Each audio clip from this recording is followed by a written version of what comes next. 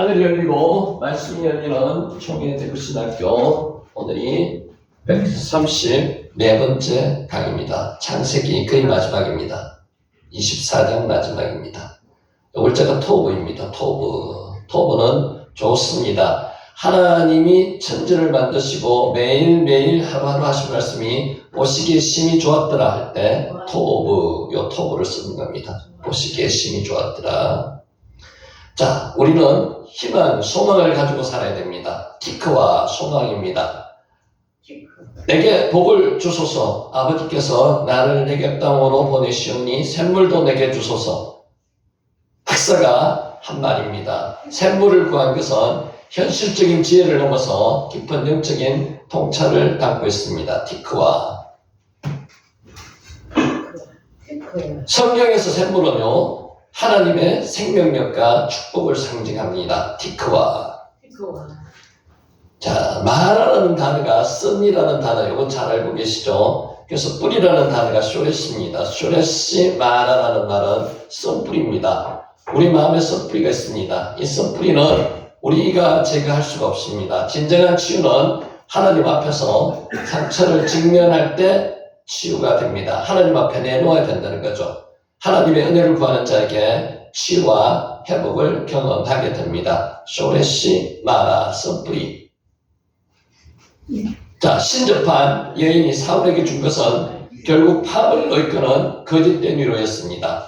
진정한 위로가 아니고 거짓된 위로입니다. 우리 삶에는 일시적인 위안이 아니라 어떤 폭풍 속에서도 흔들리지 않는 진정한 소망이 필요합니다. 그래서 신접한 여인은 사울을 잠시 속여가지고 위장했는 겁니다. 진정한 위로의 말씀이 아니라는 거죠. 말씀만이 위로의 말씀입니다. 이 신접한 여인이 에세트 발라트 오브입니다.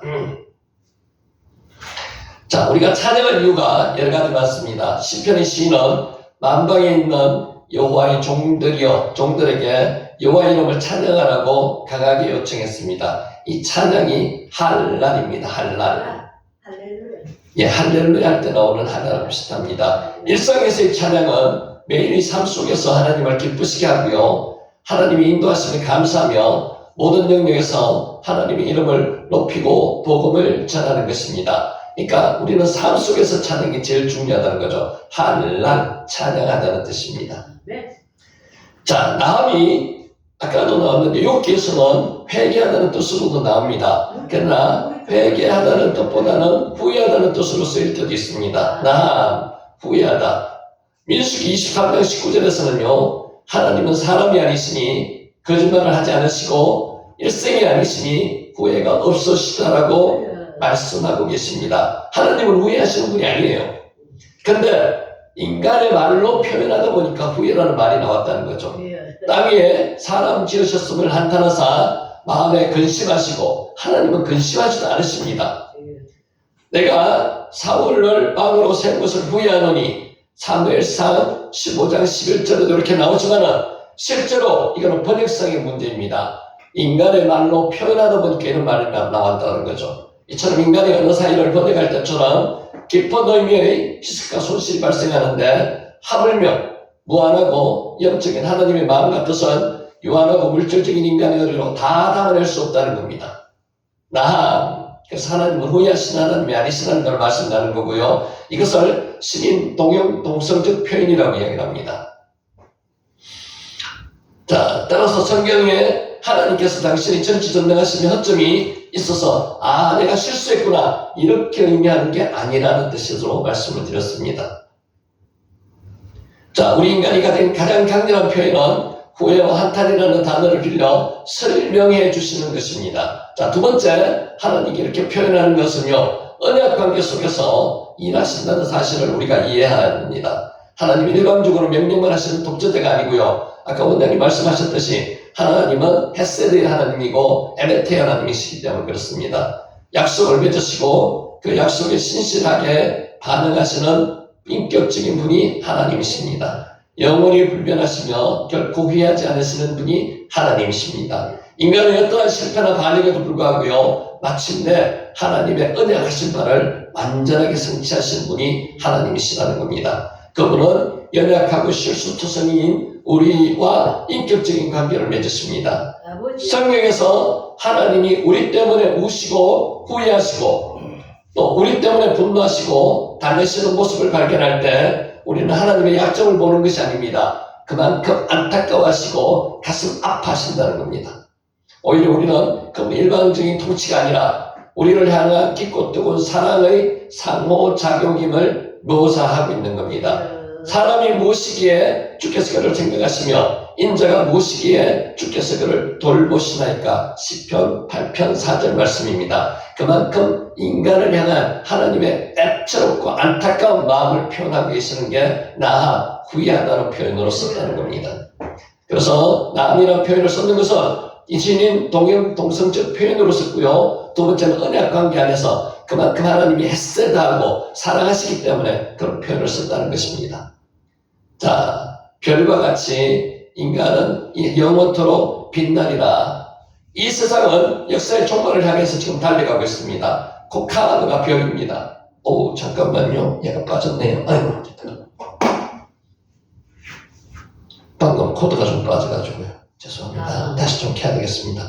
제가 감기가 좀 들었습니다. 양해 좀 해주시기 바라고요. 지난주에 저희가 청춘행복학교를 했는데 너무나 많은 인원이 오셨어요. 저희가 자리가 실제 앉으면 한 50석밖에 안 되는데 70명이 오셨어요. 의자도 빌려가지고 갖다 놓고 여러 가지 많이 했고요. 그래서 이제 처음에 한 번 오시는 게 중요한 게 아니고 오신 분들은 이제 어떻게 하나님께서 정말 부르신 자들을 택해가지고 그분들에게 말씀을 전했냐, 그게 중요한데 실제로 이제 한 번 오시고 다시 접촉을 해가 다시 오시게 하고 참 쉽지가 않습니다. 그래서 기도가 많이 필요하고요. 이게 그냥 이제 열린 예배하고 비슷한 형식이거든요. 예배를 이게 사회적인 우리가 말하는 이렇게 노래도 부르고 하지만은 그 속에 실제로 복음도 들어가 있습니다. 그래서 이제 그분들은 잘 모르시지만은 두 번, 세 번 반복하다 보면은 그것이 이제 나타내는 거죠. 잠깐만 처음부터 끝까지 켜야 되니까 조금 좀 기다리세요. 아, 여기 그게 빠졌네요. 저희 오신 분들 중에서 잠시 말씀드리면은, 90 넘으신 분이 몇 분이나 되실 것 같아요. 3분 계셨어요, 3분. 제일 높으신 어른이 혼자 걸어오셨는데요. 96 걸어오셨어요. 제 계단이 좀 가파르거든요. 거기 올라오시는 것도 잘 올라오시고, 그래서 참 감사하죠. 이게 제가 했는 게 아니고, 하나님께서 일단은 부르신 자를, 하나님이 택하신 자를 불러주셨다고 저희는 그렇게 생각하고 있습니다. 그래서 이제 매달 한 달에 한 번씩 하는데, 셋째 주 하거든요. 다음 달에 몇 명이 오도 상관이 없습니다. 일단 부르신 자는 오실 거고요. 일주일에 한 번씩 갑니다. 경로당을 제가 가가지고 인사하고 간단한 거 드리고 오시라고 하는데 반응이 신통치 않은 것도 많습니다. 또 가야죠. 어떡하겠습니까? 잠깐만요. 일단 좀 켜겠습니다.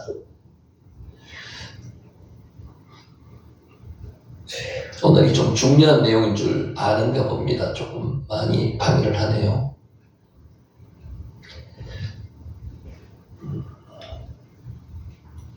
네, 지금 다시 보고 있습니다.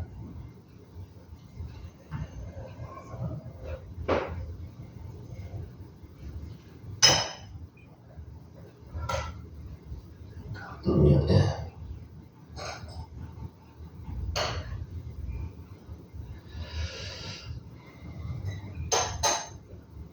다 됐습니다.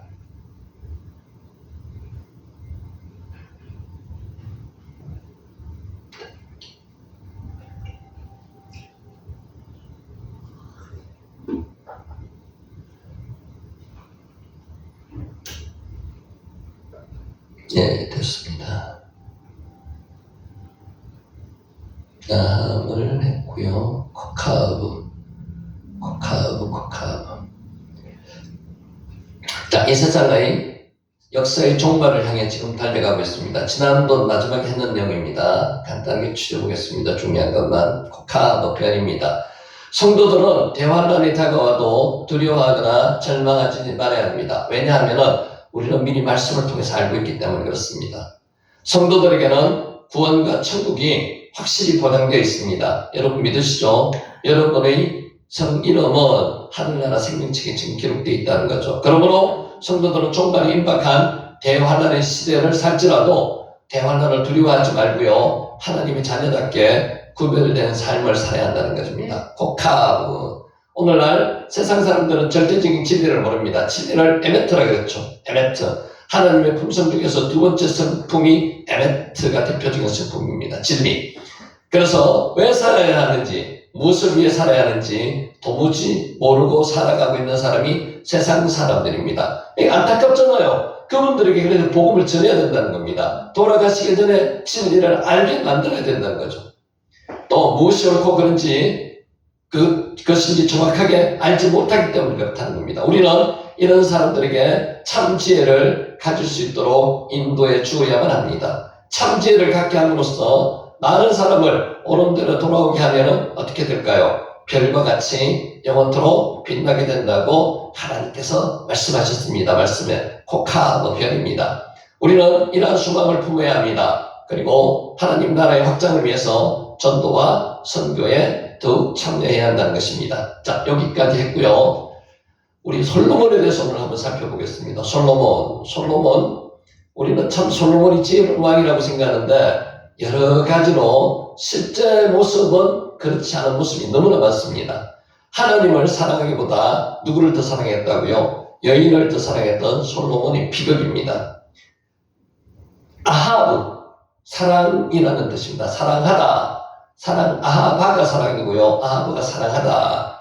아하바, 지난번에 말씀드렸는 거 있죠. 이스라엘의 유명한 화장품이 아하바 화장품입니다. 별로 좋은 거 화장품 아니라고요. 사해바드의 진흙으로 만든 화장품입니다. 굉장히 가격이 비쌉니다. 자, 이런 것은 성경 전체에서 심하다 할 정도로 솔직한 책 중에 하나입니다. 신명기, 열왕기서, 신명기 사건을 가지고 썼습니다. 있는 그대로를 썼습니다. 역대서는 약간의 왜곡이 있습니다. 자, 하이라이트 영상처럼 이스라엘의 위대한 순간을 선택하여 보여주는 책이 아닙니다. 역대서처럼 그렇게 안 하는 거죠.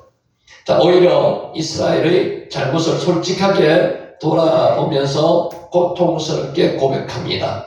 정사가 아니고 야사 형식으로 보시면 됩니다. 우리는 어디서 잘못된 것일까? 이러한 자기 반성을 중심에는 우리가 잘 안다고 생각하는 인물이 있습니다. 이스라엘 역사상 가장 지혜롭다고 가장 영광스러운 솔로몬입니다. 그래서 세상 사람들이 더 잘 알고 있습니다. 솔로몬은. 아하브. 열왕기서는요, 그의 눈부신 업적 뒤에 숨겨진 치명적인 결함을 감추지 않습니다. 그대로 드러냅니다. 열왕기서. 아하브. 오히려 그것들을 드러낸 한 사람의 실패가 어떻게 전체 공동체의 붕괴로 이어질 수 있는지를 잘 보여주고 있습니다. 아하브. 누구를 더 사랑했다고요? 여인들을 더 사랑했습니다. 하나님 사랑보다. 솔로몬의 실패는 이스라엘의 실패였습니다. 이 이야기는 열왕기서 3장 3절에서 미묘하게 강력한 경고를 시작합니다. 솔로몬이 여호와를 사랑하고 그의 아버지 다윗의 법도를 행하였으나 산당에서 제사하며 분향하였더라. 산당이 어떤 뜻이라고 지난번에 원내스님 말씀 한번 주셨죠, 그죠? 산당은요, 바마라는 히브리입니다. 바마. The high place. 높은 곳에 있는 곳이나 높은 곳에 있는 지역, 제사 드리는 지역이 산당입니다. 보통 산이 있습니다. 그래서 산당은 하나님의 성전이 있기 전에는 높은 곳에서 하나님께 제사를 드렸습니다. 근데 하나님의 성전이 있고 난 이후에는 성전에 제사를 드려야 되는데, 솔로몬 때는 하나님의 성전이 있었습니다. 그죠? 성막이 있었습니다. 성전은 지었지만은. 그래서 실제로 제사를 어디서 드려야 된다고요? 성전에, 성막에서 드렸어야 됩니다. 그렇죠. 왜? 큼이라 라는 표현을 썼습니다. 이 문장의 핵심은 행하였으나 라는 접속사가 있습니다. 하였으나 좀 약간의 의미가 좀 뭔가를 좀 가지고 있죠.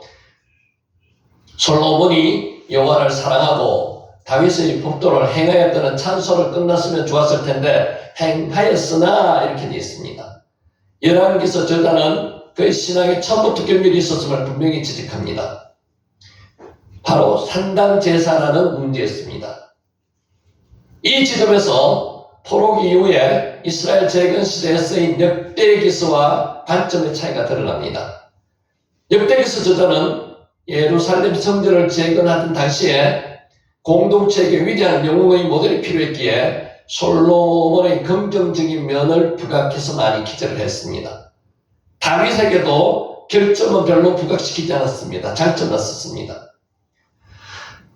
역대하 1장 3절은 솔로몬이 기본 산당에서 제사 드린 이유를 이렇게 설명하고 있습니다. 하나님의 회막 곧 여호와의 종 모세가 광야에서 지은 것이 거기 있습니다.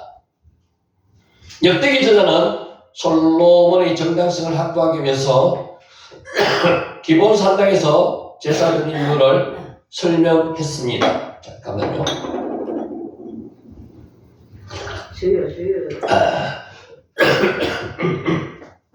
그러나 열왕기서 저자는 완전히 다른 시각에서 기록했습니다. 약간의 차이가 있는 거 구별하셔야 됩니다. 솔로몬이 기본 산당을 택한 이유는요, 그것이 다른 산당보다 크기 때문이라고 기재하고 있습니다. 1,000번대를 드리려고 하니 큰 장소가 필요했던 것입니다. 그렇겠죠. 이유는 있습니다. 그리고 그곳에서 다른 사람들도 이미 제사를 드렸기 때문이라고 설명합니다. 초반에는 드렸습니다. 하나님께도 제사를. 그뿐 아니라 하나님의 성전이 아직 완공되지 않았기 때문이라고 했습니다. 그러나 열왕기서 저자는 여호와의 장막이 이미 예루살렘에 있음을 은연중에 말하고 있습니다. 누구요? 열왕기서 저자가요. 열왕기서 2장 아도니아가 반란에 실패하자 여호와의 장막에 들어가서 뿔을 잡고 살려달라고 했던 거 기억하시죠? 그곳에는 하나님을 섬기는 제사장들이 있었습니다. 사실은 이미 다윗 시대부터 예루살렘에 여호와의 장막이 있었고요. 다윗이 옮겼잖아요. 사독과 아비아들 제사장이 섬기고 있었습니다. 뿐만 아니라 예루살렘에 있는 여호와의 장막에는 가장 중요한 여호와의 법궤가 있었습니다. 그런데도 솔로몬은 예루살렘보다 기본 산당에서 제사를 드렸습니다. 이유는 거기가 크기 때문이라고 합니다. 이는 그 선택의 신학적인 정당성보다는 이거는 좀 논란의 여지가 있습니다. 대중적 인기와 규모를 쫓는 세속적인 방식과 타협했다는 학자들의 의견도 있습니다. 다 그런 건 아니지만 많습니다. 사실 산당은 단순한 예배 장소가 아니었습니다. 어떤 장소라고요? 가나안 족속이 바알과 아사라를 섬기던 우상 숭배의 본거지가 이곳이었습니다. 바마 산당입니다. 하나님께 예배하는 장소는 마땅히 여호와의 법궤가 있는 예루살렘의 여호와의 장막이어야 했습니다만은 그렇지 않았다는 거죠. 자, 신명기 22장에서 하나님은 가나안의 모든 산당을 hur었고요. 오직 하나님께서 자기 이름을 두시고 택하신 그곳에서만 예배하라고 명령하셨습니다. 산당은 지붕도 없고요. 성령의 표시를 위해 돌기둥과 아세라를 상징하는 나무와 제단이 있습니다. 제단만 있는 곳이 산당입니다. 따라서 솔로몬이 여호와께 제사를 드렸다고 하지만 장수가 우상 숭배의 본거지인 산당에서 드렸다는 사실, 종교 혼합주의 길을 걸었다는 것으로 많은 학자들이 이야기하고 있습니다. 자, 그의 통치 행적 전체가 하나님의 말씀, 특히 신명기 17장 왕의 규례를 정면으로 위배하는 길도 그렇습니다. 열왕기사 3장은요, 솔로몬의 문제가 결혼에서 출발하였음을 지적합니다. 결혼. 누구를 데려왔습니까? 애굽 왕 바로와 더불어 혼인관계를 맺어 그의 딸을 맞이하고 다윗성에 데려다 두고 자기의 왕궁과 여호와의 성전과 예루살렘 주의 성의 공사가 끝나기를 기다리니, 인간적으로 보면요, 솔로몬은 성공했는 왕입니다. 바로 그 제국의 가장 큰 제국 중에 하나가 그 당시에 애굽이었거든요. 애굽의 공주를 자기 부인으로 받아들인다는 것은 상당히 성공했는 겁니다. 근데 하나님의 편에서는 말이 안 맞는 거죠. 그들 거기서 뭘 했던 사람들입니까? 430년 동안 종살이했던 사람들입니다. 애굽을 그렇게 취급해서도 안 됩니다. 하나님 말씀 그렇게 안 하셨거든요. 첫 번째 사적은 애굽 공주와의 결혼입니다. 자기는 취직이 될 수 있지만 하나님 편에서는 취직이 될 수가 없는 거예요. 애굽은 이스라엘이 400년 동안, 실제로 430년 동안 종살이했던, 노예생활했던 곳입니다. 무엇보다도 위험한 것은 애굽이 당대 최고의 문명 국가였던 것입니다. 애굽은 이스라엘이 400년 동안 노예생활했던 곳이고요. 애굽 주변의 모든 나라가 애굽의 영향권 아래에 있었습니다. 신명기는 애굽으로 돌아가는 것을 경계했고요. 밀접한 관계를 가지지 말라고 했습니다. 그런데 솔로몬이 통치를 시작하자마자 제일 먼저 하나님의 법을 어기고 애굽의 공주와 결혼했습니다. 여기서부터 흩어지는 거죠. 그러니까 세상 논리로 보면 이게 맞다는 거예요. 그는 여호와 하나님과의 관계에서 안정을 누리기보다 애굽과의 관계에서 안정을 누리려고 하였습니다. 그러면은 세상에 제일 큰 제국과 사위관계가 되었는데 침범할 나라가 없다는 거죠. 만약에 침범하면 도와주겠다는 거고요. 인간적으로 보면은 아주 현명한 방법입니다. 하나님의 방법은 안 맞다는 거죠. 바로의 딸과 결혼하는 것이 너무 자랑스러워했습니다. 솔로몬이. 그는 그녀의 존재를 숨기려 하지 않고요. 다윗 성에서 귀하게 예우했고요. 모든 백성이 그녀를 따르도록 했습니다. 솔로몬은 애굽의 공주뿐만 아니라 이방의 많은 여인을 사랑하였습니다. 여기서 아하브입니다. 하나님을 사랑하였다는 것도 아하브였고요. 다른 똑같습니다.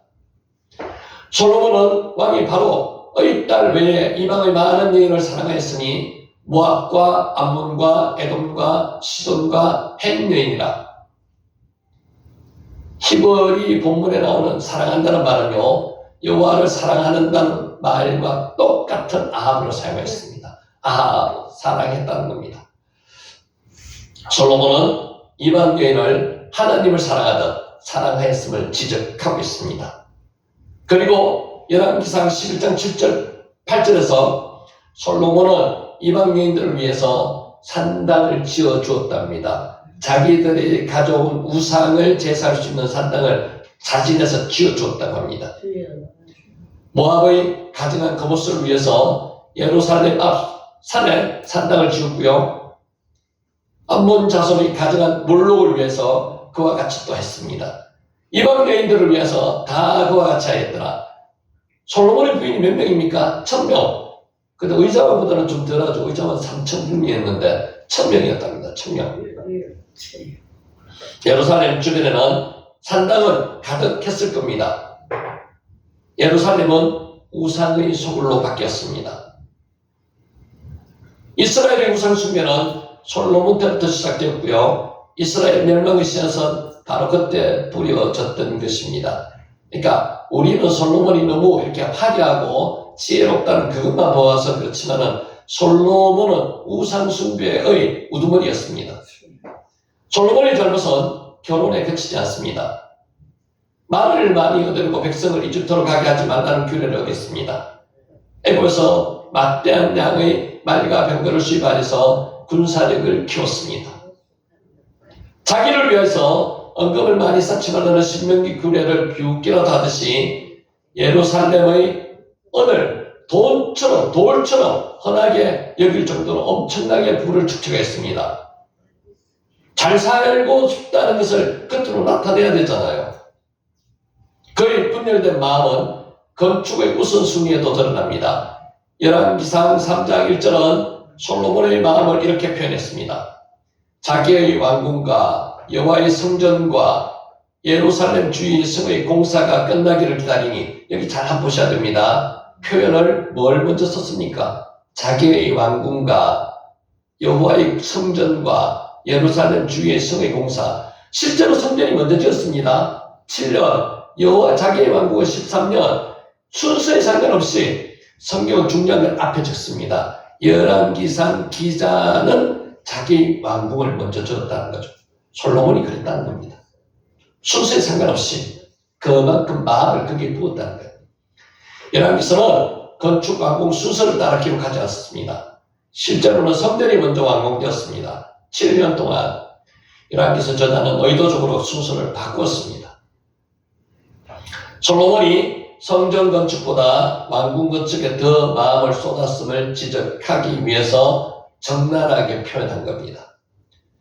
실제로 왕궁은 13년, 성전은 7년 걸렸습니다. 규모도 어느 게 더 컸을까요? 왕궁이 더 컸습니다. 4배나 더 컸다. 4배나.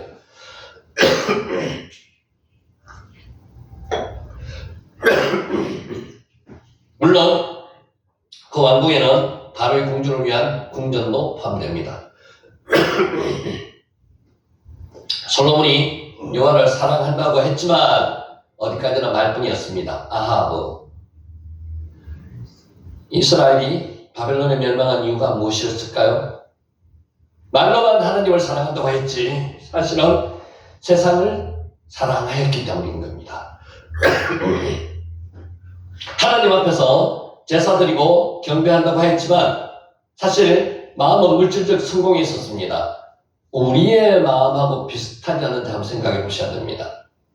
솔로몬은 순전한 마음으로 하나님을 사랑하고 섬기지 않았습니다. 물질과 하나님을 동등한 위치에 놓거나 물질이 앞서 있음을 나타내는 겁니다. 그의 마음은 자기 자랑에 사로잡혀 있습니다. 똑똑하고요, 많이 배웠고요, 많이 가졌고요, 권력이나 검력이 많으면요 자기가 우쭐한 입장에서 나서지게 됩니다. 이게 사람입니다. 내려놓아야 되거든요. 그렇게 되기가 참 힘듭니다. 당해해 보십시오. 그렇게 되기 위해서 노력했어요. 솔로몬은 그렇게 되지 않았다는 거죠. 차 있습니다. 이방 여인들에게 마음을 빼앗겼고요.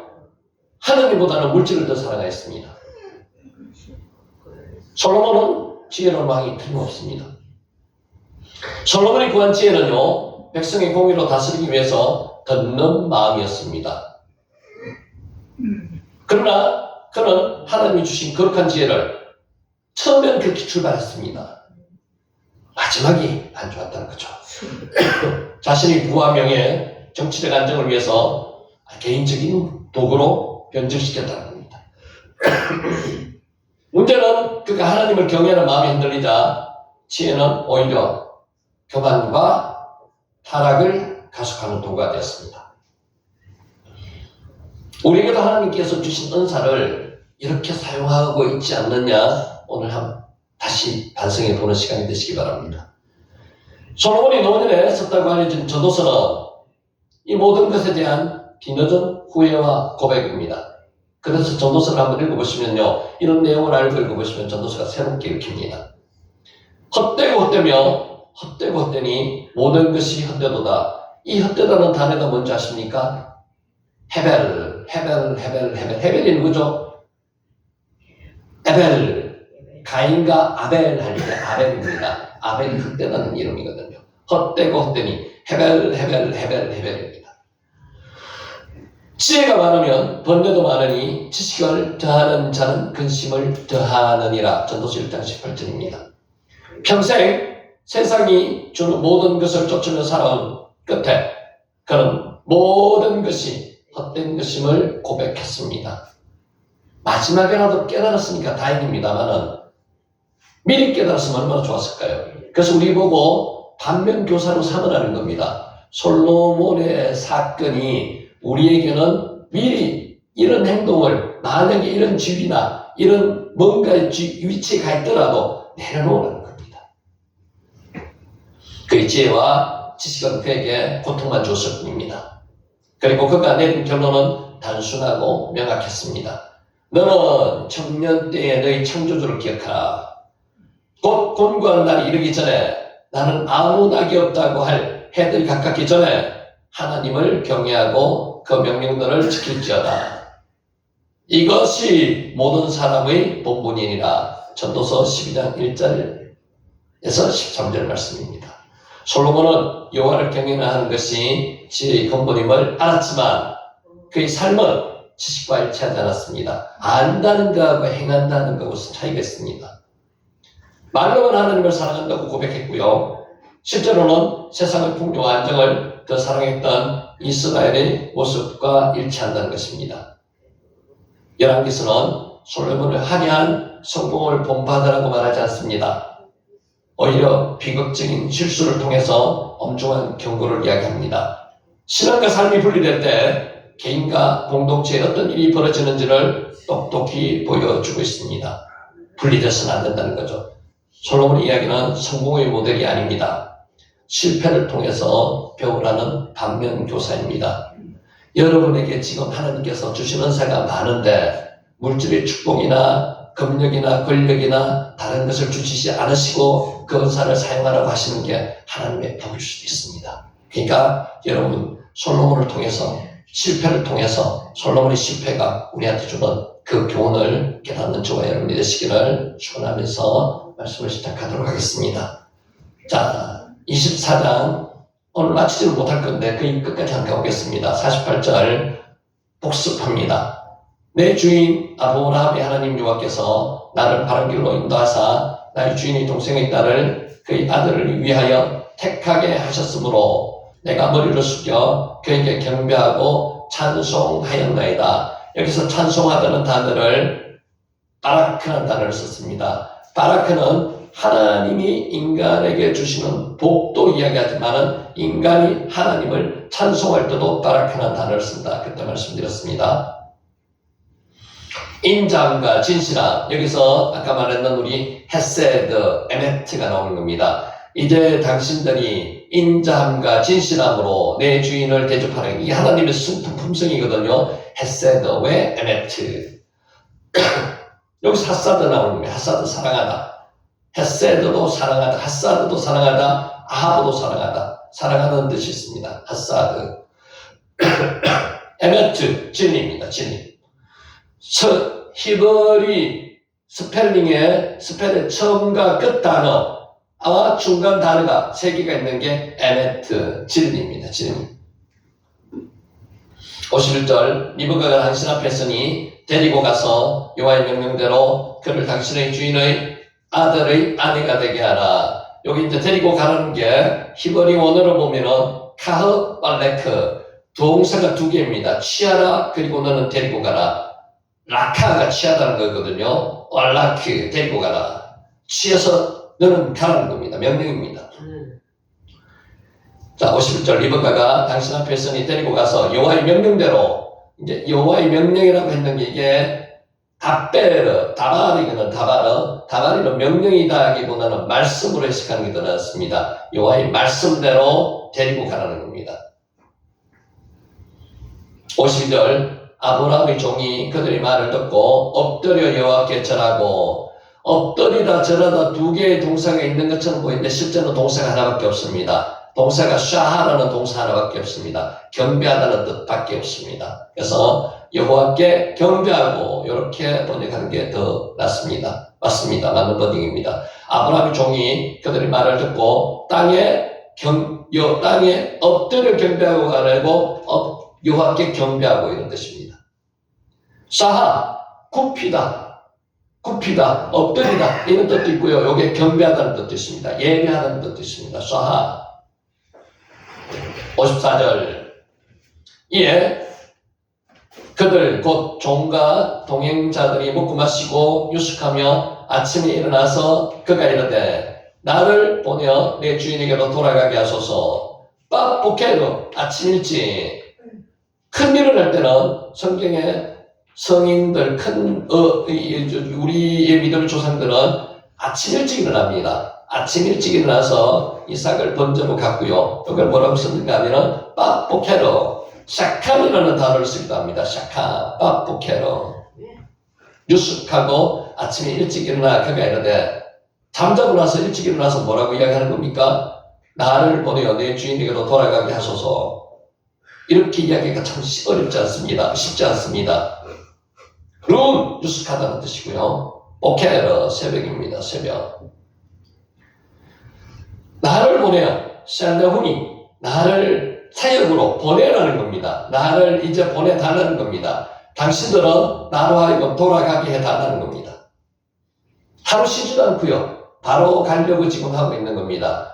하나님이 일을 끝마치지 않았기 때문에 사명자들은 하나님이 일을 끝마칠 때까지 절대로 자기 일을 하지 않습니다. 샬라를 보내다는 뜻이고요. 자, 55절. 리브가의 오라버니와 그의 어머니가 이르되 이 아이로 하여금 며칠 또는 열흘을 우리와 함께 머물게 하라. 그 후에 그가 갈 것이니라. 이게 이제 형제된 입장, 어머니된 입장에서는 당연한 거 아니겠습니까? 800km나 먼 길을 가면요, 이제 죽기 전에 올지도 안 올지도 모릅니다. 그래서 석별의 정을 나누고자 하는 거죠. 그런데 이 종은 바로 나를 보내달라는 겁니다. 그래서 당연한 거라고 인간적인 입장에서는 당연한 거예요. 며칠이라도 아니면은 단 열흘이라도 있다가 떠나게 해달라는 겁니다. 아소르가 열이라는 단어고요. 56절. 그 사람이 그들에게 이르되 나를 만류하지 마소서, 나를 말리지 마소서, 이런 입장이 아니라고요. 나를 지체케 하지 마소서. 원어로 풀이하면 직역하면 이렇습니다. 지체하지 말게 하소서. 말리다는 뜻하고 지체하지 말라는 뜻하고 차이겠습니다. 아하르, 지체시키다는 겁니다. 지체시키다. 지금 복습하고 있는 겁니다. 56절. 내게 형통한 길을 주셨으니, 여기서 형통하니 부사로 쓰이는 게 아니고요, 동사입니다. 그가 나의 길을 형통하게 하셨다, 이런 뜻입니다. 누가요? 여호와께서 내 길을 형통하게 하셨으니 나를 보내어 내 주인에게로 돌아가게 하소서, 이런 뜻입니다. 그래서 전에도 말씀드렸듯이 원문에 있는 부사는 부사대로, 동사는 동사대로, 주어는 주어대로 쓰는 게 번역하는 게 제일 좋은 번역이라는 거죠. 그렇게 했는 성경이 킹 제임스 버전이 거의 가깝게 번역을 했는데, 킹 제임스 버전이 완벽한 성경이냐? 그건 아닙니다. 킹 제임스 버전도 오류가 있습니다. 번역본이기 때문에.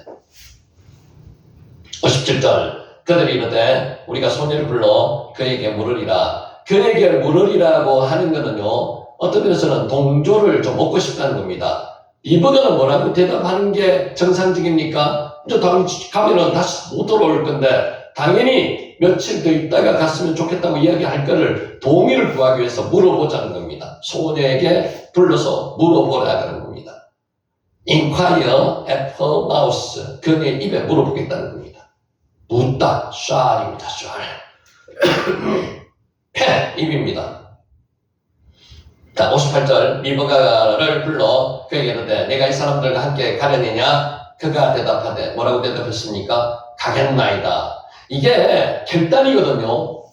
여러분, 이런 결단 하셔야 됩니다. 어떤 식의 결단이든 결단할 때가 옵니다. 결단할 때 결단해야 됩니다. 창세기 12장 1절. 하나님께서, 여호와께서 아브라함에게 고향과 친척과 아버지의 집을 떠나 내가 내게 알려줄 곳으로 가라고 할 때, 이게 결단이거든요. 아브라함이 갔습니다. 이게 믿음의 사람입니다. 그래서 우리가 아브라함을 보든 오늘 이 리브가를 보든 결단을 할 순간에 결단을 해야 됩니다. 지금 리브가의 나이를 추진컨대 몇 세라고 봅니까? 12살에서 17살 정도밖에 안 봅니다. 이 어린 소녀가 이렇게 결단을 할 수 있다는 것은 이 믿음이 없이는 결단을 못했다는 거죠. 믿음의 전이라고 지난번에 말씀드렸죠. 아브라함의 믿음이요, 아브라함의 종 엘리에셀에게 전이 됐습니다. 그래서 엘리에셀은 믿음을 가지고 800km를 떨어진 곳에 와서 믿음으로 이들에게 이야기를 했고요, 간증을 했고요. 이 간증이 그 라반과 보두엘을 믿음을 전이시켜줍니다. 믿음을 줬습니다. 그리고 리브가에게도 믿음의 전이가 됐습니다. 그래서 가겠다는 겁니다. 뭐라고 대답했습니까? 가겠나이다. 엘레크, 가겠나이다. 라고 대답하는 겁니다. 여기까지 했고요. 자, 오늘 여기서 갑니다. 59절. 그들이 그 너희 리브가와 그 유모와 아브라함의 종과 그의 동행자들을 보내며, 아니, 본인이 가겠다는데 이제 보낼 수밖에 없는 게 보내는 겁니다. 보내는데 유모도 딸려 보내는 겁니다. 메니크타흐, 젖먹다, 빨다, 전나다는 뜻이 야나크입니다. 좀 잘 사는 집에는 유모를 뒀습니다. 젖먹이 유모를 뒀습니다. 젖을 직접 안 먹이고요, 유모로 통해서 젖을 먹이는 겁니다. 사역동사, 분사, 여성 단수 형태로 젖을 주는 여자, 이게 누구라고요? 유모입니다. 유모. 메네크타흐.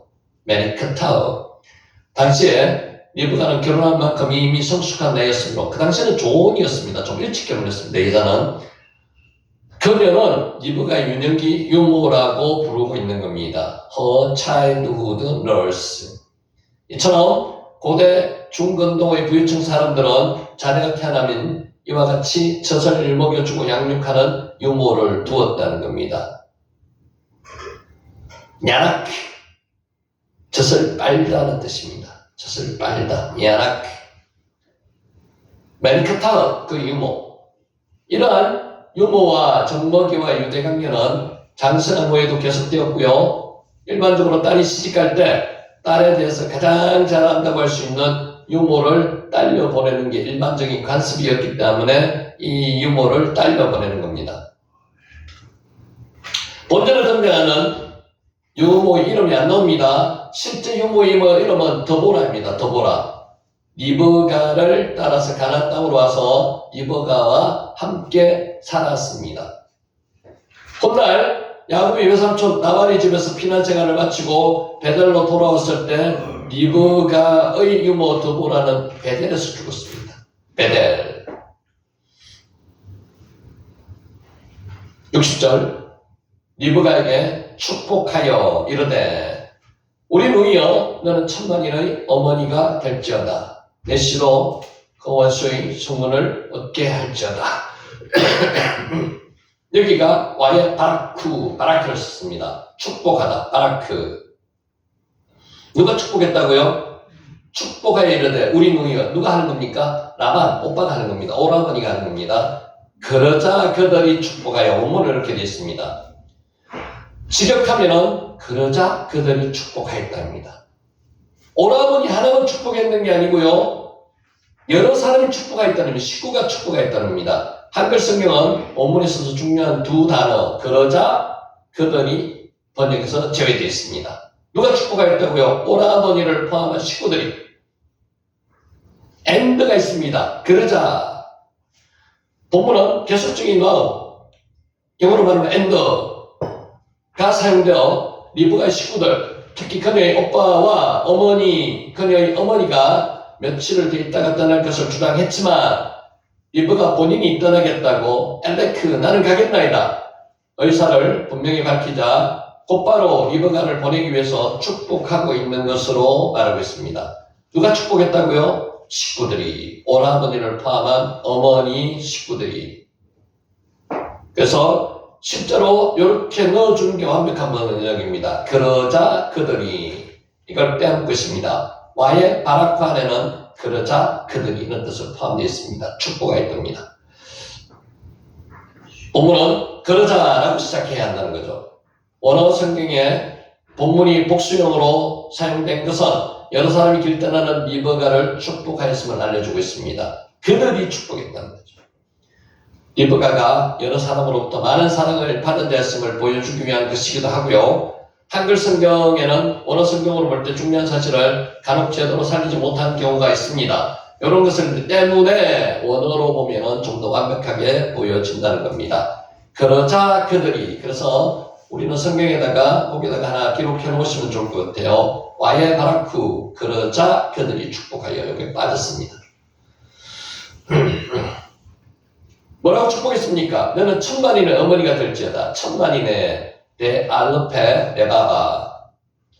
네 알르페 1천을 뜻하는 게 엘레페입니다. 엘레페. 레바바는 넘치다, 일만이라는 뜻도 있지만은요 풍성함을 뜻하는 겁니다. 레바바. 따라서 본구절을 직역하면 이렇습니다. 수많은 일천들. 이게 무슨 뜻입니까?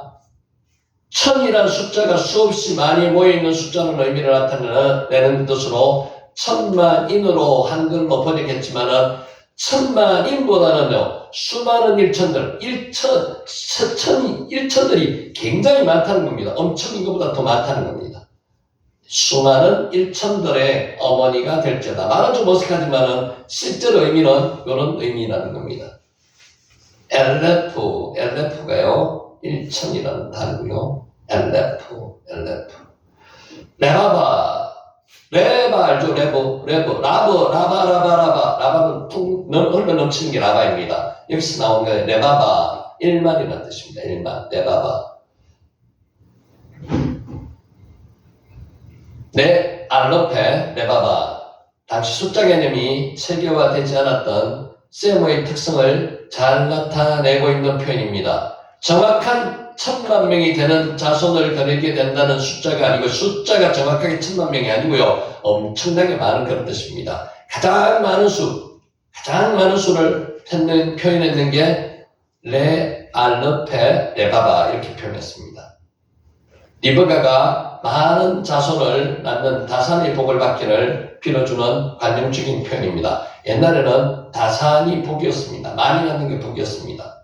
리브가가 몇 명 낳았습니까? 권사님, 리브가가 아들을 몇 명 낳았습니까? 몇 명? 예? 몰라요. 예, 에서와 야곱 낳았잖아. 쌍둥이 낳았잖아. 2명밖에 못 낳았습니다.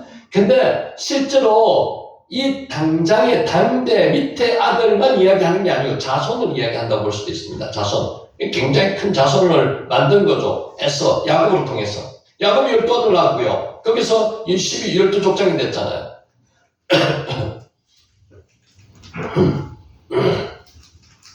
자, 그 원수의 수문. 쏴르, 손의 아유. 쏴르는 성업 성문이라는 뜻입니다. 손의 아유는 미워하다, 가정이기다, 싫어하다는 뜻의 싸니, 분사, 능동, 남성, 복수이고요. 자, 뜻이 이렇습니다. 가정스럽게 여기는 사람들, 적대관계가 형성되는 사람들, 원수나 대적자들을 말하는 게 손의 아유입니다. 그래서 원수의 성문이 단어가 나오는 겁니다. 싸네! 뭐라고요? 미워하다 이런 뜻입니다. 싸네, 미워하다. 자, 지금 뭐 이렇게 단어를 보면서 외워지기는 극히 어렵습니다만은 자꾸 이제 반복하다 보면은 중요한 게 들어오는 거예요. 그래서 그거를 우리가 위에서 공부를 하는 거지 하나하나를 다 외우자고 하는 건 아닙니다. 그래서 중요하다고 생각하시는 거는 자기가 기억이 나는 거는요, 성경에다가 구구절에다 하나 적어 놓으시면은 자기한테 자기가 은혜 받는 단어가 될 수도 있습니다. 원수의 소문, 쏴르, 손의 아유. 자, 본절은 적대 관계에 있는 자들의 성업, 이게 뭐라고요? 원수의 성문, 이렇게 표현하는 겁니다. 실제 직역하면은 적대 관계에 있는 자들의 성업, 이런 뜻이 우리 한글 성경은 원수의 성문이라고 번역했습니다. 라반은 리브가의 자손들이 대적자들의 성을 차지하고 정복하여 강성한 민족을 이루기를 기원하고 있는 겁니다. 라반의 축복은요, 1차적으로 리브가를 통해서 형성된 이스라엘 민족들에게 성취되었고요. 영적으로는 하나님께서 그리스도의 십자가 사역을 통해 사단을 철저하게 패배시킴으로써 완전하게 성취되었습니다. 그래서 영육 간의 실제와 영적 사건이 다 성취되었다는 겁니다. 쏴아르 손의 아유, 적대 관계에 있는 자들이 성업을 어떻게 된다고요? 천만의 메시가 성문을 얻게 될 것이다. 이렇게 이야기하고 있는 겁니다. 자, 여기에서 자, 이제 간단하게 몇 가지 정리하겠습니다. 자, 54절에서 60절 정리합니다. 성도는 하나님이 일을 수행함에 있어서 지체해서는 안 됩니다. 지금 누구를 이야기하는 겁니까? 종의 이야기하는 겁니다. 실제로 그만큼 여행을 하면서 어렵고 힘든 일을 800km 왔기 때문에 며칠 쉬어도 됩니다. 근데 쉬지 않는다는 거죠. 하나님이 일이기 때문에. 54절을 보면은 라반과 보드엘로부터 이삭과 리브가의 혼인을 허락받은 아브라함의 종은 이튿날 아침에 뉴스하고 일어나자마자, 이제는 보통 사람 같으면 어떡할까요? 제가 너무 좀 피곤하고 너무 많이 지쳐있는데 여기 좋은 곳이 있으면 제가 며칠 좀 놀다가 여행도 하면서 이렇게 가면은 어떻겠냐고 좋은 곳 좀 안내해 달라고 이야기할 겁니다. 그렇지 않았다는 거죠. 이러한 아브라함의 종의 급박한 행동은 리브가의 가족들에게 적잖은 충격이었습니다. 아침 일어나자마자 바로 가겠다고 이야기하니까 얼마나 충격을 받겠어요. 자신들이 사랑하는 딸 누이를 이영 말미 타양으로 800km나 떨어져 있는 타양으로 보내야 하는 마당에 특별히 정도 나누지 못하고 보내야 한다면 여러분 그대로는 어떻게 하겠습니까? 당연히 며칠 있다고 가라 그러겠죠. 이러한 이유로 리브가의 가족들도 적어도 열흘 정도 말미를 두고 떠나도록 아브라함의 종을 설득했습니다. 근데 아브라함의 종은 인간적인 면을 고려하지 않고요. 하나님의 일을 수행함에 있어서 지체하지 않았다는 겁니다. 떠나겠다는 입장을 밝혔습니다. 샬라흐, 보내다, 사역을 해가 보내달라는 겁니다. 나를 보내라는 겁니다. 샬라흐. 자, 특별히 하나님의 종된 우리 성도들도 무엇보다도 하나님의 아들로서 모든 택함받은 자들이 신랑 되시는 예수 그리스도와 택함받은 자로서 아직 그리스도와 연합하지 못한 자들을 그리스도께 인도하는 중매하는 역할을 우리는 지금 맡고 있는 거죠. 그래서 그 일을 지체하지 말고 수행해야 한다는 것을 간접적으로 나타내고 있는 겁니다. 귀환을 시도하는 것은 자신에게 맡겨진 사명을 신속하게 마치기 위한 것이지 자기 개인의 일을 위해서 귀환하겠다는 건 아닙니다. 그가 앞에서 라반의 영접을 받을 당시 자신이 온 목적을 말하기 전에는 묵지도 않겠다고 밝힌 것은 사실 분명하게 이것을 알 수 있습니다. 중동의 문화가 뭐라 그랬습니까? 음식을 차려놓으면 무조건 음식을 먹고 나서 본 사안을 이야기하는데 이 종은 그렇지 않았다는 거죠. 자기의 이야기를 먼저 이야기하고 음식을 먹겠다고 이야기하는 겁니다. 그만큼 하나님의 맡겨진 사명이 귀중하다는 겁니다. 자신의 임무를 수행하기 위해서 지체하지 않았던 아브라함의 종 이름이 뭡니까? 엘리에셀. 안 나옵니다. 여기서 종의 이름은. 종의 이름을 안 내세우는 이유는 종은 이름을 내세우지 않는다는 거죠. 자기 이름을 안 내세우고 하나님을 내세우고요. 아브라함 주인의 이름을 내세우는 거죠. 하나님의 종된 성도에게 하나님의 일을 수행하면서 지체함에 있어서는 안 된다는 것을 교훈해 주고 있습니다. 여러분, 지금 여러분을 기다리는 손길이 저 복음을 찾지 못한 사람이 많다는 거죠. 지체해서는 안 된다는 거예요. 실로 우리 성도들은 하나님께 부여받은 사명을 수행함에 있어서 그 일을 이루기까지 지체하지 말고 신속하게 수행해야 된다는 것을 간접적으로 이야기하고 있는 겁니다. 샬라가 뭐라고요? 보내다. 나를 보내라는 거죠. 샬라. 만일 우리가 이 일을 지체한다면 그것은 우리를 그리스도와 택함받은 영혼들의 중매자로 세워 세상에 보내신 주인 되시는 하나님을 근심하게 하고요. 기쁘시게 못하는 것으로 하나님께 합당하게 여김받지 못할 것이라는 거죠. 그렇죠? 복음이 이 세상에 전파되어서 택함받은 자들이 다 그리스도를 믿고 구원받기까지 맡겨진 복음 전파의 사명을 수행하는데 어떻게 수행해야 한다고요? 적시, 쉼 없이 수행해야 한다고 말씀하고 있는 겁니다. 하나님은 여러분이 자신에게 맡겨진 사명을 완수하고 하나님 앞에 서는 날 놀라운 축복으로 여러분의 수고를 갚아주실 것입니다. 엘리에스를 보시면서 신실한 종이라고 느끼시죠? 왜 그렇게 했어요? 하나님의 일을, 맡겨진 일을 실제로 아브라함이 맡겼지만요, 그게 하나님 일이라고 자기가 깨닫는 거죠. 그래서 그 일을 지체 없이 적각 신실하게 수행하고 있는 겁니다. 샬라흐, 보내다. 성도는 하나님의 일을 수행하면서 지체해서는 안 된다는 거고요. 자, 리브가는 아브라함의 종으로부터 결의에 찬 요청을 받고요. 그 요청에 응하겠다는 결단을 내렸습니다. 엘레크, 내가 가겠나이다. 누가 얘기했다고요? 12살에서부터 17살 추정인데 그 정도 되는 어린 리브가가 그렇게 이야기했다는 겁니다. 리브가는 아브라함의 종을 조금도 무모하게 보이는 듯한 가나안의 요구에 절대로 주저함이 없이 적극적으로 응했습니다. 여러분도 이런 결단을 하셔야 될 때가 있습니다.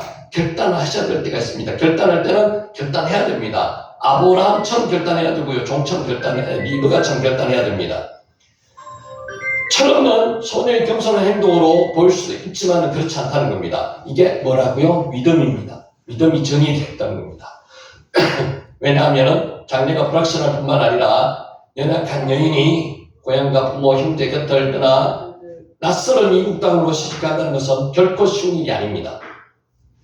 그러나 하나님의 놀라운 섭리와 원대한 계획을 인정하고 신뢰한 리브가의 용기, 결단성에서 나온 것으로 결코 겸손한 행동이 아니었다는 것입니다. 리브가 이러한 용기와 결단성이 있는 행동은 그녀로 하여금 구원 사역에 이르기 있어서 중추적인 역할을 담당한 아브라함 가문의 며느리의 영광스러운 위치에 있게 했다는 겁니다. 입입니다. 입. 우리가 입 가지고 있는 입, 신앙세계에서는 참된 용기와 결단이 요구되고 있습니다. 모험적인 신앙이 요구되고 있는 겁니다. 신앙이란 눈에 보이지 않는 하나님을 믿는 것입니다. 아직 성취되지 않은 하나님의 약속을 신뢰하는 것이 신앙입니다. 따라서 신앙세계에서는 필연적으로 매 순간마다 신앙적 용기와 결단이 요구되는 겁니다. 여러분이 결단하셨기 때문에 이 자리에 있는 거지, 결단하지 않으면 이 자리에 있을 수가 없습니다.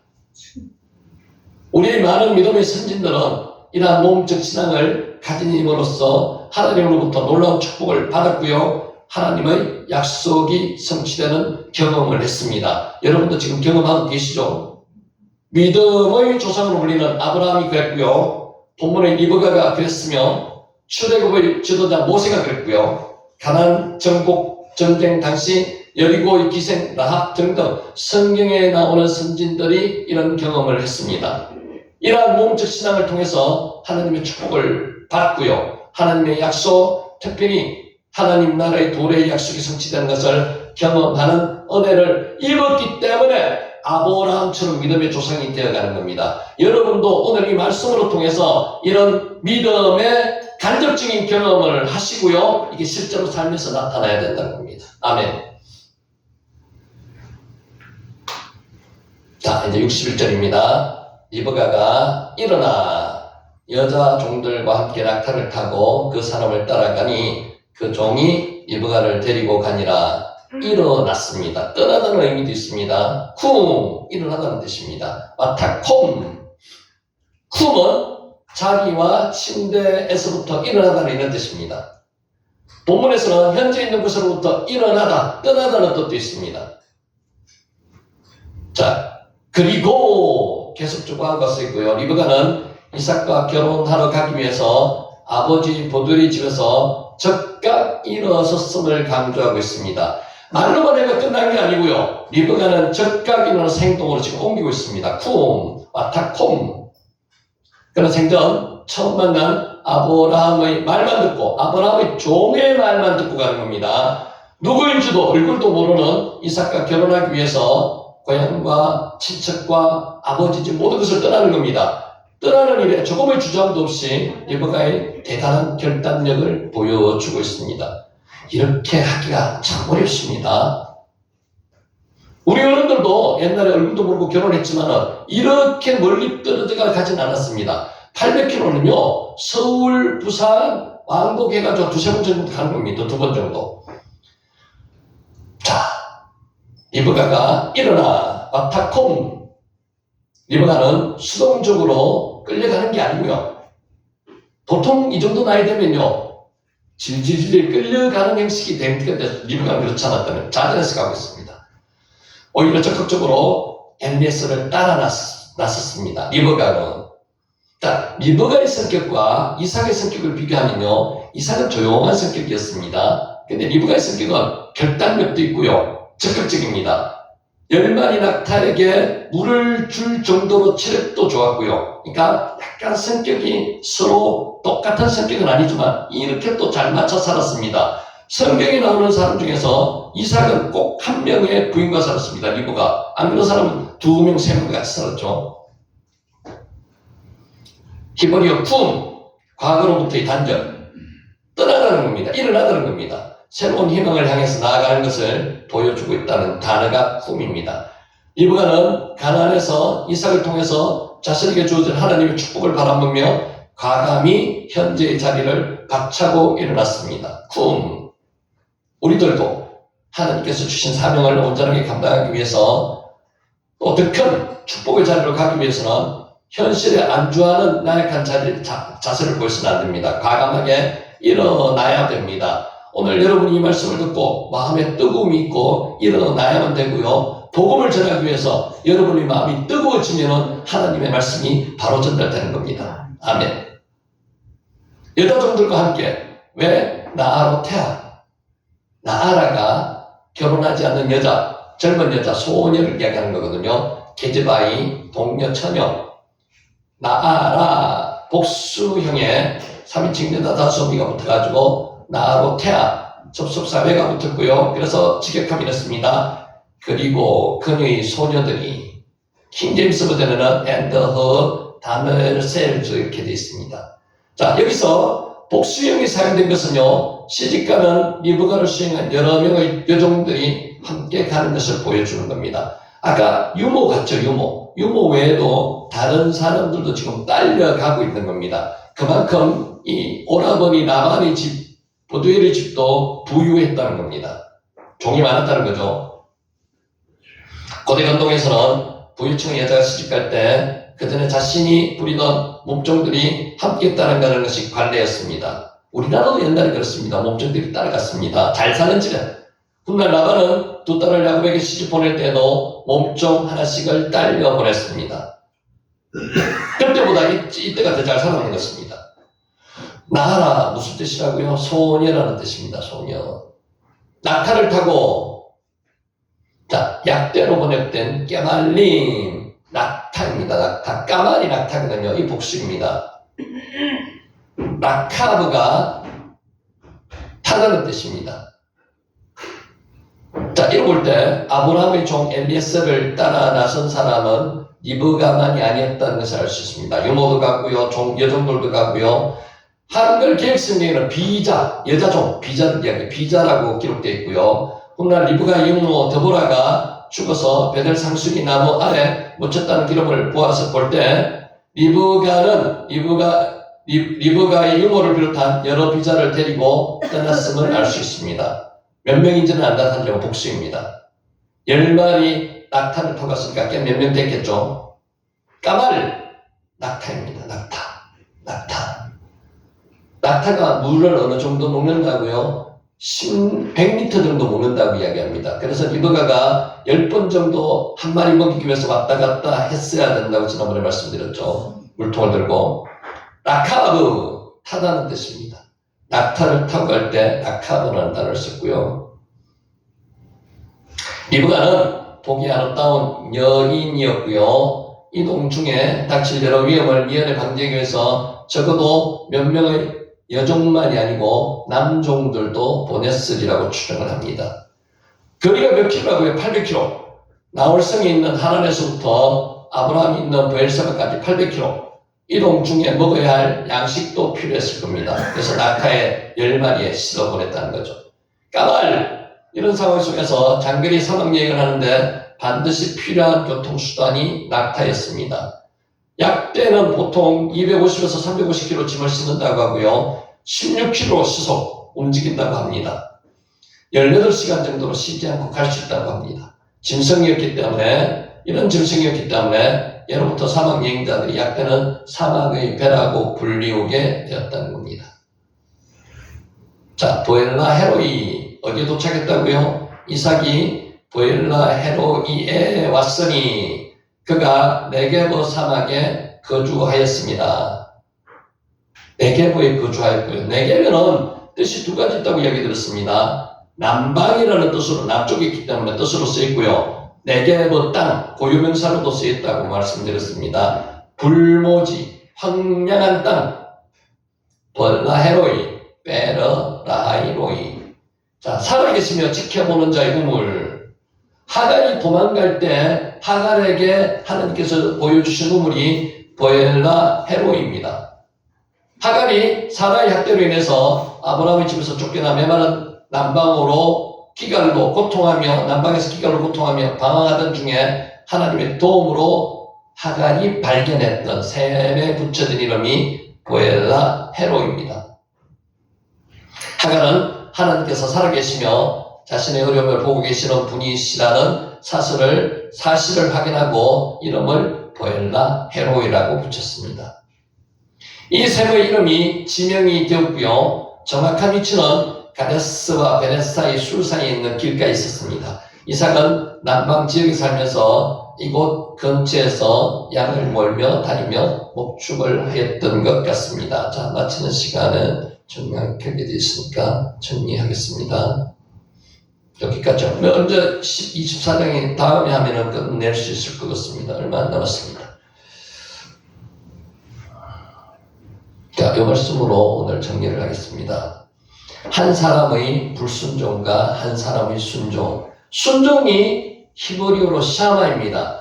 잘 들으면 순종할 수 있다고 샤마, 듣다는 말이 순종하다는 뜻과 같이 쓰이고 있습니다. 불순종은 뭘까요? 쓰다는 단어가 마라입니다. 마라가 불순종이라는 뜻도 있습니다. 마라, 샤마. 그러니까 샤마는 순종이고요, 마라는 불순종입니다.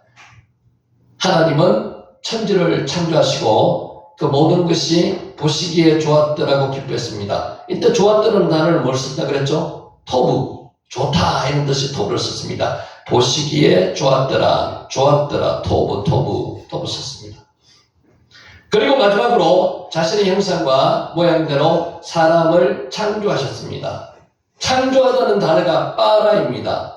빠라는 성경에 구약에 44번 나오는데요. 만들다라는 뜻으로 쓰일 때는 하나님이 주가 됩니다. 사람은 빠라를 못합니다. 창조하다. 없는 무에서 유를 만드는 게 빠라이거든요. 베르시트, 빠라, 엘로힘, 에트, 하샤마임, 베트, 하아르치. 이게 뭐라고요? 태초에 하나님이 천지를 창조하시다. 여기 창조가 빠라입니다. 인간을 형상과 모양대로 사람을 창조할 때도 빠라를 썼습니다. 빠라.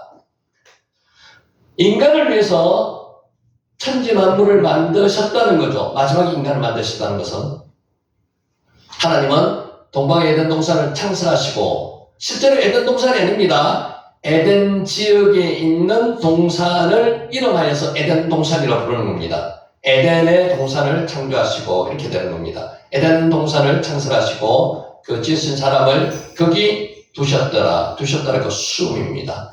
우리를 이 자리에 두신 분은 누구시라고요? 하나님이시랍니다. 하나님이 수음 두시는 겁니다. 에덴 동산 가운데는 특별한 두 나무가 있었습니다. 선악과와 생명나무가 있었죠. 하나는 생명나무이고요. 에츠하임, 또 하나는 선악을 알게 하는 나무입니다. 에츠, 핫다츠, 토보와 라 이렇게 되어 있습니다. 선악을 알게 하는 나무. 생명나무는 하나님이 생명의 근원이심을 상징했고요. 인간의 생명은 스스로 존재할 수 없으며 하나님께서 주셔야만 존재할 수 있습니다. 숨을 불어넣어 주셔야지만, 시마타임을 불어넣어 주셔야만 존재할 수 있습니다. 창조로부터 공급받는다는 진리를 드러내고 있다는 겁니다. 하나님은 아담에게 말씀하셨습니다. 뭐라고요? 동산에 각종 나무의 열매는 내가 임의로 먹되 마음대로 먹으라는 겁니다. 아칼, 마음대로 먹으라는 겁니다. 선악을 알게 하는 나무의 열매는 먹지 말라. 이게 에덴에 있는 동산에 하나님이 주신 한 가지 법이었습니다. 뭐라고 하시면 한 가지만 정했습니다. 선악을 알게 하는 나무의 열매는 먹지 말라. 한 가지만 정해주셨습니다. 내가 먹는 날에는 반드시 죽으리라. 창세기 2장 16절 17절입니다. 샤마 했습니까? 마라 했습니까? 마라 했죠. 불순종했습니다. 이것은 단순한 금지 명령이 아니었습니다. 창조주와 피조물과의 관계를 규정하는 법이었습니다. 내가 창조주임을 알리는 것이지 그 사람을 여기에 얽매이게 하기 위해서 그렇게 만드신 법은 아니에요. 딱 하나 법을, 내가 창조주다 하나님이라는 것을 나타내기 위한 법입니다. 하나님은 사람에게 자유를 주셨지만 동시에 그 자유가 하나님 안에서만 참된 자유임을 가르쳐 주시는 겁니다. 먹지 말라고 명령하신 그것은 하나님 안에서만 자유가 있다는 겁니다. 선악과는 인간에게 주어진 최초의 법입니다. 딱 하나 법을 정해주셨습니다. 동산 중앙에 있는 나무의 열매는 네가 마음대로 먹되 선악을 알게 하는 나무의 열매. 실제로 선악을 알게 하는 나무의까지만 원문에 기록되어 있습니다. 열매가 아닙니다. 그런데 열매라고 번역을 그렇게 하는 거고요. 열매를 먹지 말라는 겁니다. 선악과가 사과로도 묘사됩니다만 실제로 뭔지는 아무도 모릅니다. 선악과가 사과로도 묘사되지만 선악과가 어떤 종류의 과일이었는지는 중요하지 않습니다. 먹었다 안 먹었다 불순종했다가 중요한 거지 무슨 과일인지는 중요하지 않습니다. 중요한 것은 선악과가 하나님과 인간 사이의 경계선, 넘지 말아야 될 선, 그게 경계선입니다. 창조주와 피조물과의 질서를 상징했다는 것입니다. 자, 인간은 그 선을 넘지 말아야 했습니다. 하나님의 말씀, 명령이기 때문에 넘지 말아야 됐습니다. 첫 번째 명령이자 하나의 명령을 인간은 뭐 했다고요? 마라 했다는 겁니다. 불순종. 예, 불순종. 그러나 뱀은 여자를 유혹했습니다. 뱀이 유혹했습니다. 뱀 안에 사탄이 들어와서 유혹을 했는 거지 실제로 뱀보다는요. 뱀. 너희가 그것을 먹는 날에는 너희 눈이 밝아져서 하나님과 같이 되어 선악을 알 줄 하나님이 아심이니라. 창세기 3장 5절. 여기서 나온 게 켈로힘입니다. 켈로힘. 지금도 사탄은 우리에게 나와서 유혹하고 있습니다. 하나님과 같이 된다는 거죠. 이게 얼마나 큰 유혹입니까? 켈로힘, 하나님처럼 된다는 겁니다. 이 유혹에 넘어가서는 안 된다는 거죠. 하와는 넘어갔습니다. 이 유혹은 단순히 먹는 문제가 아니었습니다. 인간에게 하나님 없어도 살 수 있다는 착각을 심어주는 것이었습니다. 지금 세상 사람들이 그렇습니다. 하나님 없이 살아갈 수 있다는 자신감이 있습니다. 풍요로운 세상에 살고 있기 때문에 돈이면 다 해결된다고 생각하고 있어요. 그래서 켈로힘, 돈을 하나님처럼 생각하는 겁니다. 이것이 사탄의 유혹이라는 거죠. 여자는 뱀의 말을 믿고 하나님의 말씀에 말아 불순종했다는 거죠. 그리고 아담에게 주었습니다. 라카흐 따서 아칼 먹고 나탄 사람 아담에게 주었고요. 아담도 아칼 먹었습니다. 아담도 선악과를 먹었습니다. 불순종의 결과는 참혹했습니다. 하나님과의 관계가 끊어졌습니다. 여러분, 하나님과의 관계가 끊어지면 뭐가 오는 겁니까? 두려움이 오는 겁니다. 두려움이 와요. 두려움이 와서 바로 반응을 하지 않습니까? 아담은 동산에 거리시는 하나님의 소리를 듣고 하나님과의 낯을 피하여서 동산 나무 사이에 숨었습니다. 두려웠기 때문에 숨었습니다. 하나님이 아담을 부르시며 물었습니다.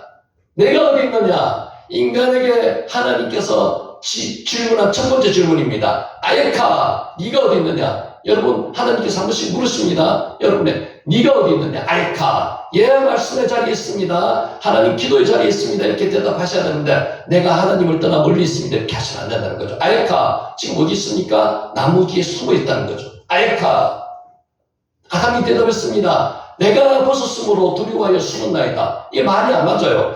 벗었으면 뭐 해야 돼요? 두려워해야 하는 게 아니고 부끄러워해야 됩니다. 근데 두려워했다는 거죠. 하나님을 떠난 인간은 부끄러워하는 게 아니고 두려워합니다. 두려워합니다. 창세기 3장 10절. 아담이 숨어있다는 것은 관계가 깨어졌다는 것을 이야기하는 겁니다. 하나님과의 관계가, 샬롬의 관계가 끊어지면요, 사람과의 관계도 끊어집니다. 하나님의 관계를 끊어지면 안 됩니다.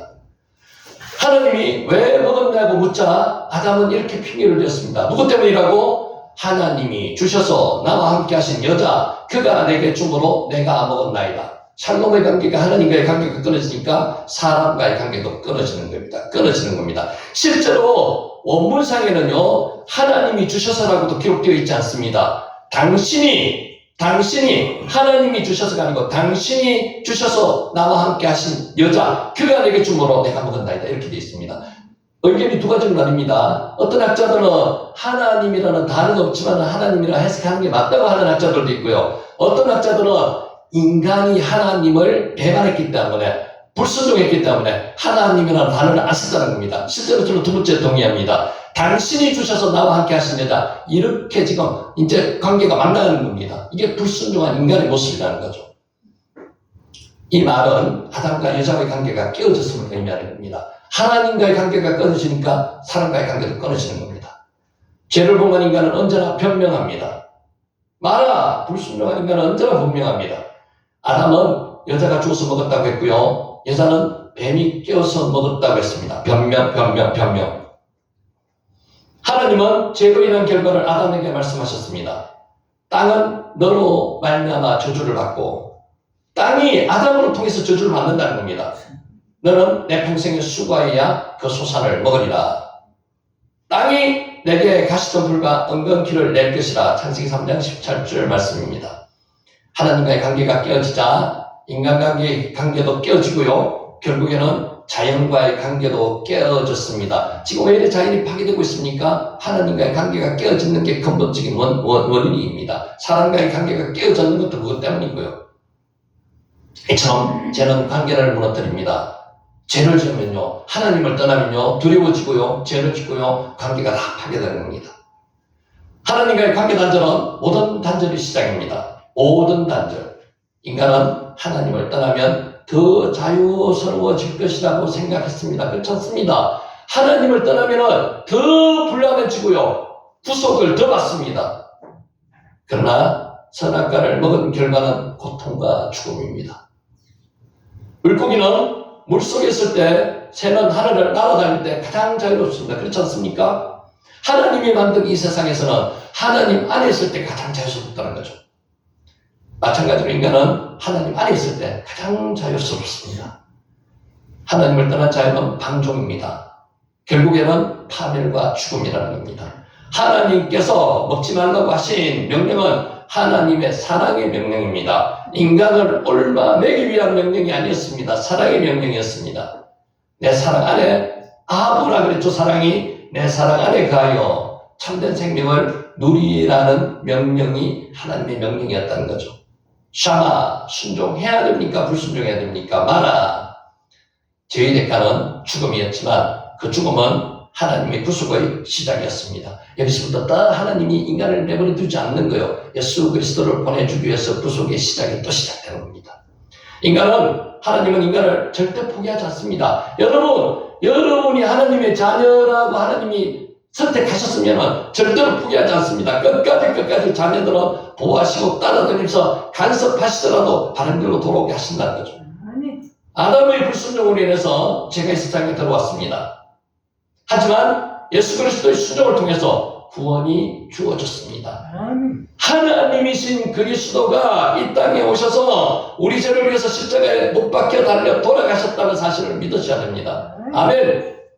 이에 대해서 바울은 로마서에서 이렇게 설명하고 있습니다. 한 사람의 범죄로 말미암아 사망이 그 한 사람을 통하여 왕노릇하였은저 더욱 은혜와 의의 선물을 넘치게 받은 자들은 한 분 예수 그리스도를 통해서 생명 안에서 왕노릇하리로다.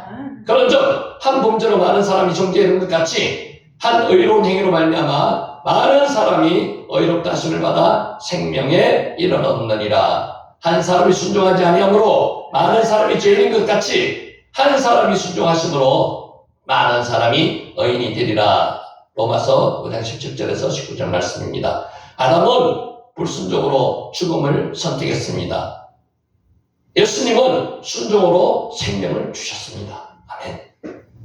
우리 앞에는 순종의 길과 불순종의 길이 있습니다. 샤마의 길과 마라의 길이 있습니다. 여러분, 우리 오늘 처음 시작할 때 솔로몬의 예를 본 것처럼 반면교사 삼아야 되겠습니다. 우리 아담이 선악과를 따먹고 하나님의 말씀을 불순종한 것을 반면교사로 삼아야 됩니다. 솔로몬의 이야기를 반면교사로 삼아야 됩니다. 순종의 길로 가는 저와 여러분이 되시기를 예수님의 이름으로 축원하면서 오늘 강의를 마치도록 하겠습니다. 기도드리겠습니다.